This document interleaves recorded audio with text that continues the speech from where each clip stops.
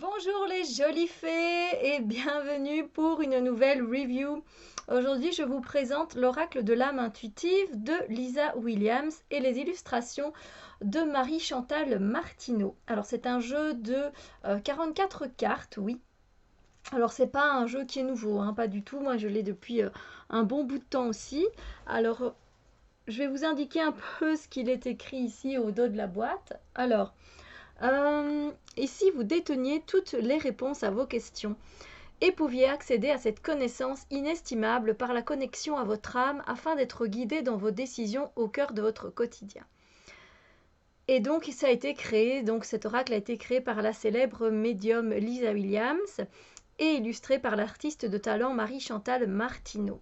Et c'est un oracle qui a été conçu pour vous aider à développer votre intuition et faire émerger vos facultés psychiques. Voilà, c'est aux éditions Dauphin Blanc. Voilà. Je ne sais pas s'il est... Oui, je pense qu'il est encore imprimé. Je veux dire, voilà, je pense qu'on peut encore le trouver. Donc on a un petit livret et les cartes. Alors, le petit livret, de ce que je me souviens, il est très simple, il est très facile d'accès. Voilà, on a la table des matières. Ensuite, on a l'introduction, généralement qui nous parle de, voilà, ces cartes ont été créées pour vous, elles vous aideront à libérer votre intuition, etc. Alors, on nous parle de lire les cartes, une guidance journalière, donc un peu comment vous pouvez utiliser les cartes. Tirage passé, présent, futur, pour une année, une lecture en profondeur. Mais voilà, ce sont de très petits passages à lire. Et puis, on a directement la signification générale des cartes. Alors, il faut savoir que il y a des catégories de cartes. Mais moi, je ne les utilise pas comme ça. Donc, catégorie de cartes, je vais vous montrer. Donc, il y a la spiritualité, c'est tout ce qui est violet. Voilà, comme ça, vous voyez, le bord est violet. On voit. Ensuite, il y a l'entourage, ça, c'est orange. Ensuite, on a le jaune qui est pour le soie. Vous voyez, à chaque fois, la bordure est différente. Et on a également, pour les émotions, on a le vert. Voilà, un vert plutôt profond. Vert sapin. Le temps, on a le bleu. Voilà. Et pour la direction, on a le rouge. Voilà, comme ça vous avez une petite idée. Du coup, c'est vrai que vous pouvez un peu faire des tirages un peu plus détaillés et un peu plus structurés, en fait. Ça peut être très intéressant. Et puis, vous avez directement la signification des cartes. Et on vous dit évidemment à quoi correspondent ces couleurs, bien sûr. Pardon. Donc, on a la représentation en noir et blanc de la carte et puis on a une petite signification de la carte avec des mots-clés. Donc c'est très simple. Et alors elle nous remet la catégorie dans laquelle on est ici. Donc ici on commence par la spiritualité. On a toutes les cartes qui concernent la spiritualité.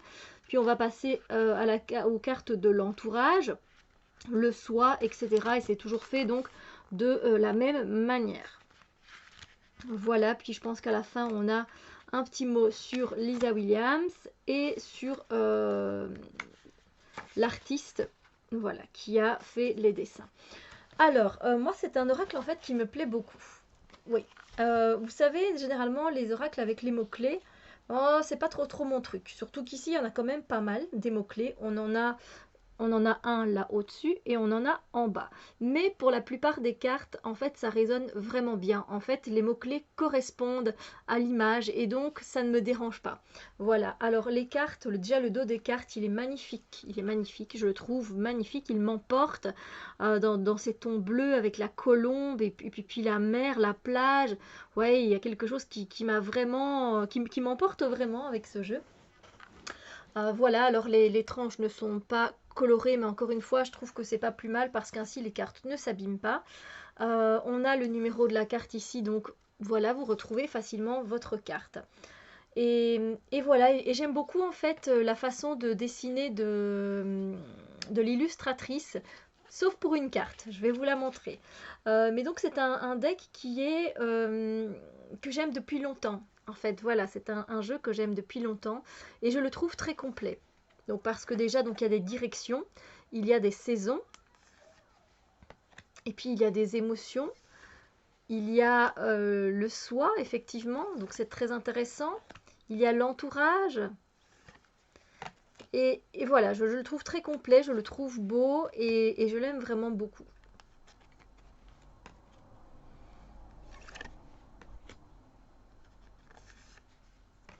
Il est très apaisant, je trouve, et on peut facilement retrouver son chemin avec lui. Si vous lui posez une question, il va être assez direct. Et là, on tombe sur le dessin que j'aime le moins. Vraiment, c'est vraiment l'illustration que j'aime le moins. Voilà, j'aime pas du tout la grimace de la petite fille et je sais pas, c'est vraiment... Oh, j'aime pas. Voilà, c'est vraiment cette illustration-là que je n'aime pas. Mais sinon, pour tout le reste, c'est magnifique. Alors, on a le oui et on a le non. Ça peut être sympa aussi.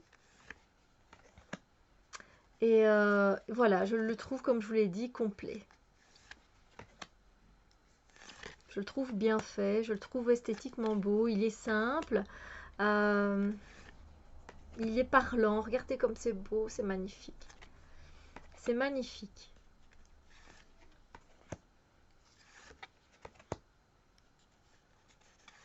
Alors moi, j'aime bien travailler intuitivement avec ce jeu-là. Intuitivement et en même temps, bah, j'aime bien aussi me laisser porter par les mots-clés qui sont inscrits parce que généralement, je vous dis, ça correspond plutôt bien. Donc voilà.